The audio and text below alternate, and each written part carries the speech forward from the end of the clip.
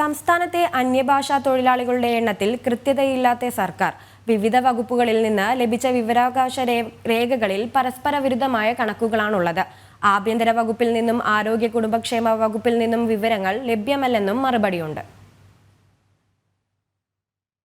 സംസ്ഥാനത്തെ ഇതര സംസ്ഥാന തൊഴിലാളികളുടെ എണ്ണം സംബന്ധിച്ച് കൃത്യമായ കണക്കുണ്ടെന്ന സർക്കാർ വാദത്തെ തള്ളിക്കളയുന്നു വിവരാവകാശ രേഖകൾ.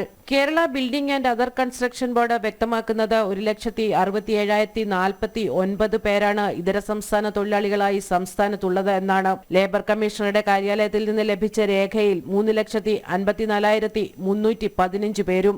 ആഭ്യന്തര വകുപ്പിലും ആരോഗ്യ കുടുംബക്ഷേമ വകുപ്പിലും ഇത് സംബന്ധിച്ച വിവരങ്ങൾ ലഭ്യമല്ല. 30 ലക്ഷത്തിനും 35 ലക്ഷത്തിനും ഇടയിൽ അന്യസംസ്ഥാന തൊഴിലാളികൾ സംസ്ഥാനത്ത് ഉള്ളപ്പോഴാണ് ഇരു വകുപ്പുകളും ഒരേ ചോദ്യത്തിന് പരസ്പര വിരുദ്ധമായ ഉത്തരങ്ങൾ വിവരാവകാശ രേഖയിലൂടെ നൽകിയത്.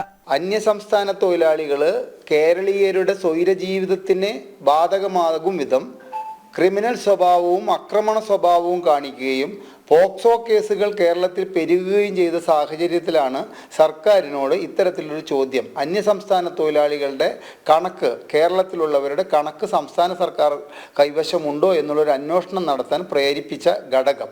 പക്ഷേ സംസ്ഥാന സർക്കാരിൻ്റെ 5ഓ 6ഓ വകുപ്പുകൾ നമുക്ക് തന്ന ഈ മറുപടിയിൽ നിന്നും മനസ്സിലാകുന്നത് സംസ്ഥാന സർക്കാരിൻ്റെ കയ്യിൽ ഈ അന്യസംസ്ഥാന തൊഴിലാളികളുടെ യാതൊരുവിധ കണക്കും ഇല്ല എന്നുള്ള വസ്തുതയാണ്. അതേസമയം തന്നെ ഇതര സംസ്ഥാന തൊഴിലാളികളുടെ ക്ഷേമം അടിസ്ഥാനമാക്കി സ്ക്വാഡുകൾ രൂപീകരിച്ചിട്ടുണ്ടെങ്കിലും പലയിടങ്ങളിലും ഇത് കൃത്യമായി പ്രവർത്തിക്കുന്നില്ലെന്ന പരാതിയും നിലനിൽക്കുന്നുണ്ട്.